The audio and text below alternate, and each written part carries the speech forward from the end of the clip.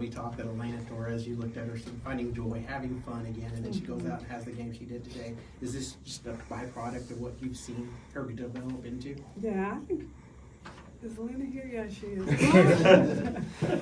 is. She's been waiting to have the offensive explosion that she, what she's used to before she came here. And it's hard when you have a new hitting coach and you're learning new things and you're trying to feel what feels right. And so a lot of that, I think she's really peaking now. Like, this is what she's been waiting for, and she is absolutely crushing the ball. But what I love about Alynah, she's just clutch in so many different ways. Not just offensively, but defensively, and put her in a lot of different places.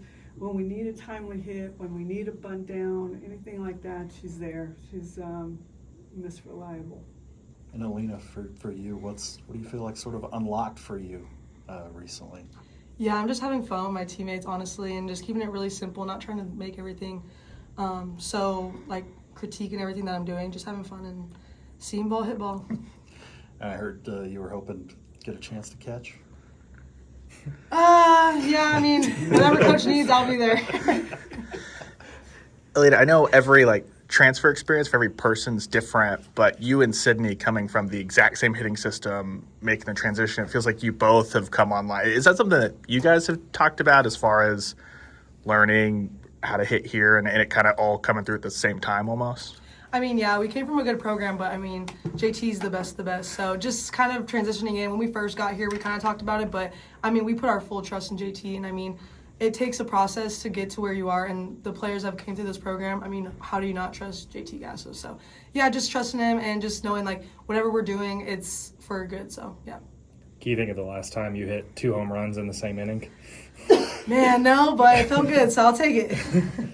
Patty, how big was it to get not only Carly, but Peyton and SJ in the circle to get them some rest That was today? kind of our game plan, and to pull some of these guys, these old senior bones are needing to sit down every once in a while, so trying to give everybody opportunity. But I think Carly threw well. I've seen her better, and she would tell you that, so I'm not telling you anything you don't know.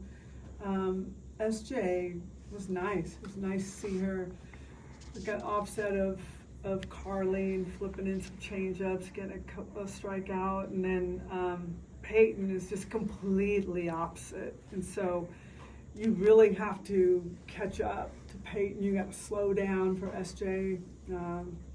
It was a good combination tonight.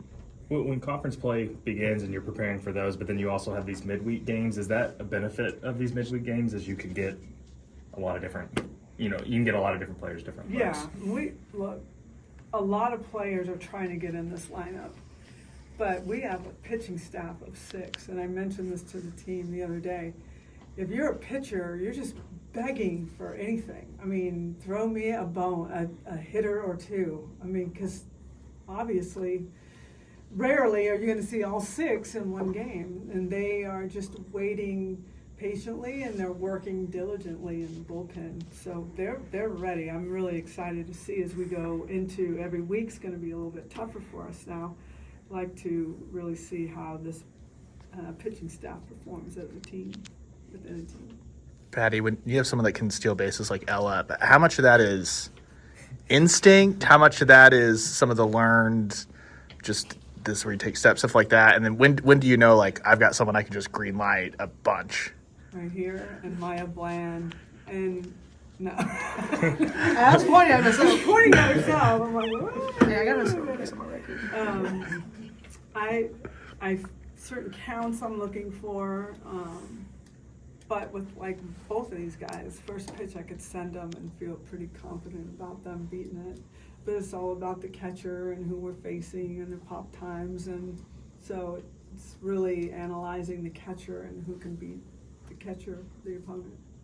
And then, what about that from your perspective, Ella? I like running. I'll go for it.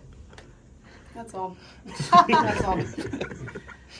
Coach, on Brito's grand slam, did you tell her anything before that? Because she just saw the first pitch and pretty much let it rip from there. Did you all see anything Like a sign or something like that? No, Frida's her own. She going for it. She's her own style. So she's been really swinging it well too. She had a really good series back at Texas Tech, hitting balls, especially that last day.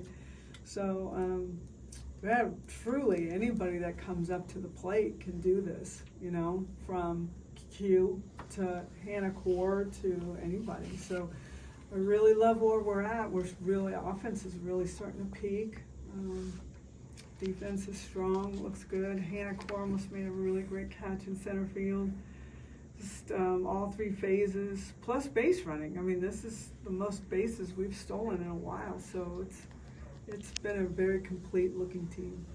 For both players, what's it like in the second inning when you do send 15 to the plate? You guys are all passing the bat, I guess, and a lot of those runs come with 2 outs. I think all but one came with 2 outs.